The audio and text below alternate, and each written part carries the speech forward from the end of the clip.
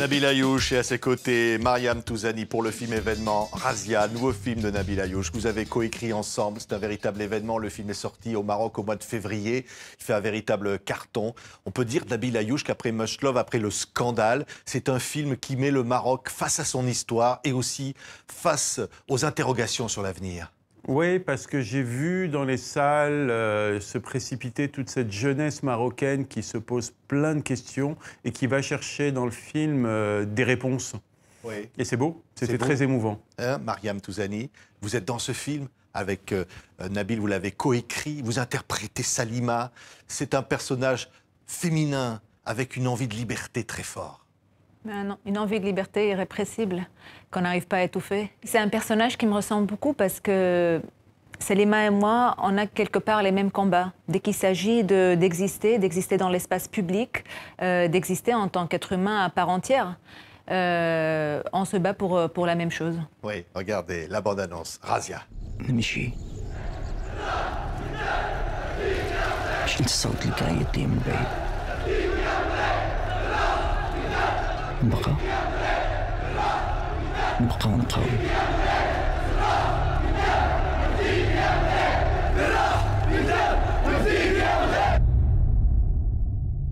واش بصح كدرس بالامازيغيه؟ اللغه الوحيده ديالنا هي اللغه العربيه. بغيتي توعب والو اللي يولفوا ودار ما عندك اش هتمسخ هذا؟ اللهم ان هذا منكر. رتمناخت داري مالك كان غيطو. عليكم السلام الوالد.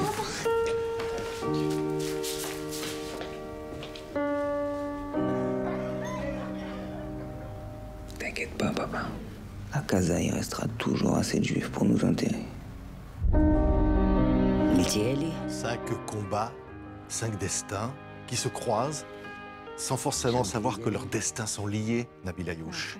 Oui, c'est des personnages qui sont en lutte, qui sont en résistance pour préserver ou aller conquérir leur liberté. C'est vrai que ce combat qui mène les uns les autres séparément à leur manière est lié par des fils spirituels et surtout les dépasse parce que c'est un combat et un film qui va bien au-delà des frontières du Maroc.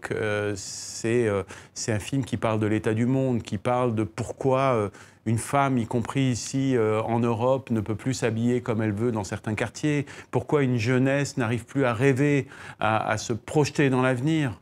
Oui, Razia, c'est l'idée qu'il y a une révolte qui gronde derrière tout ça.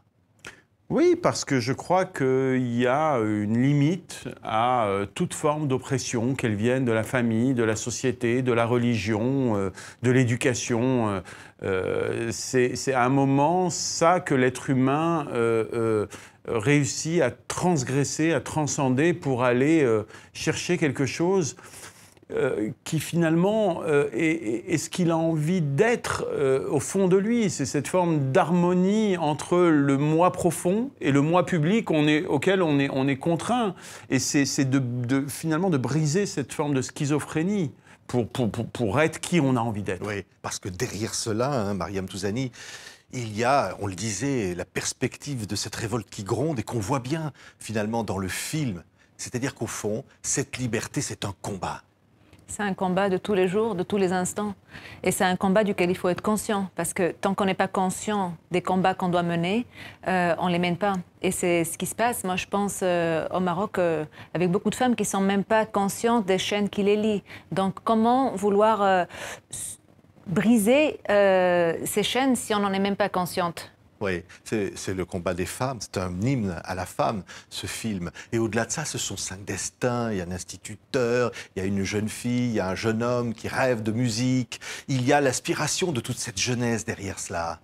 Oui, parce que tout part de ce combat pour l'éducation. Vous savez, moi, les héros de mon enfance, c'est mes professeurs à Sarcelles, là où j'ai grandi, qui m'ont ouvert sur le monde, comme ces éducateurs sociaux de la Maison de la Jeunesse et de la Culture, où j'ai appris les arts.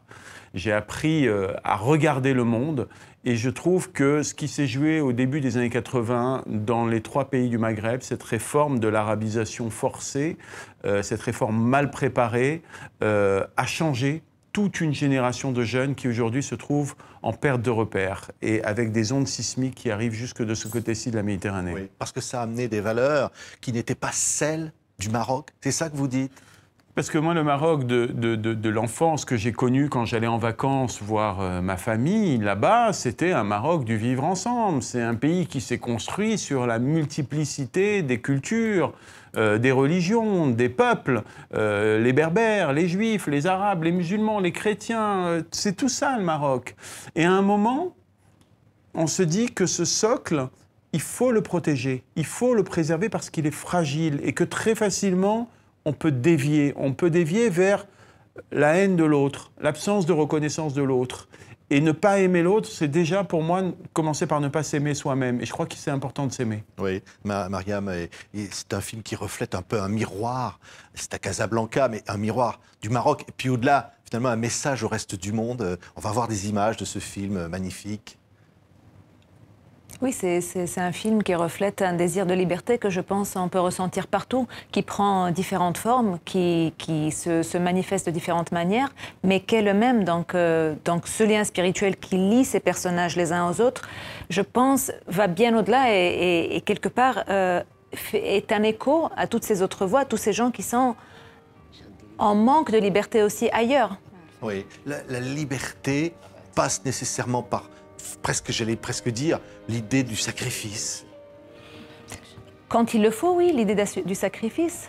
La liberté, elle passe par aussi des modèles de femmes qui doivent être inspirantes, comme Mariam est inspirante dans sa vie de tous les jours et qu'elle nous a aidés à dessiner ce personnage de Salima. Oui, et la liberté aussi passe par le fait parfois de se faire violence pour aller chercher des choses qui peuvent être dures à vivre, mais qui sont essentielles pour résister. Repousser les limites, aller un peu plus loin à chaque fois et marquer son territoire et se l'approprier. Oui, Salima, le personnage qu'elle incarne extraordinaire. Parce que beaucoup de femmes peuvent se reconnaître dans cette envie de liberté par rapport à son mari dans l'histoire, et puis au fond d'être elle-même, de rester une femme. Exactement. Moi je trouve que Salima, et c'est ce que nous ont dit toutes les femmes qui sont venues après les projections au Maroc, ou même ici en France, c'est une femme qui donne du courage. Et c'est une femme qui fait que d'autres, ailleurs, se sentent moins seuls. Oui. Quand vous vous êtes dit, je vais tourner, on va écrire cette histoire, après, je le disais, ce qui a été Much Loved, après le scandale, après tout ce que ça a impliqué aussi dans votre vie personnelle, parfois même de menaces, vous vous êtes dit, là, je veux raconter finalement ce que j'ai au fond de moi à travers ce film.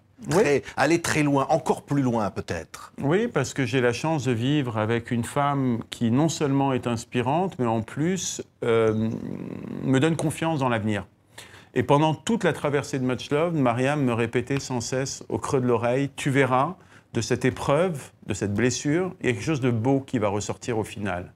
Et j'ai eu envie d'exprimer justement ce qu'il y a de beau en chacun et en chacune de ces personnes qui composent le film comme un puzzle. Parce que je trouve qu'ils sont exemplaires, je trouve qu'ils sont admirables et je trouve qu'ils peuvent rayonner, mais partout, au-delà des frontières, comme étant véritablement l'incarnation de cette lutte. Oui, cette lutte qui peut être victorieuse.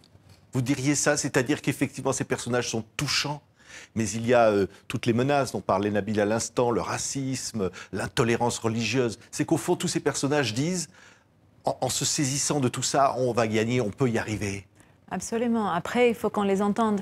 Il faut qu'on les entende et pour qu'on les entende, il faut qu'ils puissent aussi porter leur voix. On peut être optimiste à partir du moment où on se rend compte, où on devient conscient. Parce que quand on devient conscient, on agit. Et tant qu'on n'est pas conscient, on reste dans une passivité. Et il est essentiel de réagir maintenant. C'est maintenant que ça se passe. C'est pas dans un an, c'est pas dans 2 ans, c'est tous les jours, c'est au quotidien, c'est des résistances, c'est des petites luttes, des petites choses qui peuvent sembler anodines, mais qui au fond ne le sont pas, parce que le cumul de tous ces petits gestes fait qu'une société puisse basculer d'un côté ou de l'autre. Donc, tous ensemble, moi je pense, toutes ces petites voix ensemble ont quelque chose de vrai à jouer dans cette société. Merci beaucoup, Mariam Touzani, extraordinaire. Parce qu'ils sont, dire quand même, c'est la première fois qu'on vous voit à l'écran. C'est saisissant, hein. C'était un bonheur de la filmer aussi, Nabila Ayouch. Ah, moi je trouve qu'elle traverse le film avec une grâce et un talent absolument extraordinaire. Alors au début, je vous avoue qu'on ne pensait pas du tout à ce que Mariam interprète le personnage de Salima en l'écrivant, et plus le processus d'écriture avançait, plus on s'est rendu compte à quel point Salima ressemblait à Mariam, comme une goutte d'eau finalement, qui est presque devenue une évidence. Et je suis très heureux finalement qu'elle ait joué ce rôle, parce que je trouve qu'elle incarne ce combat magnifiquement. C'est un grand film de cinéma, s'appelle Razia, film de Nabila Ayouch, très attendu événement ici. Merci beaucoup à tous les deux d'avoir été nos invités. Merci.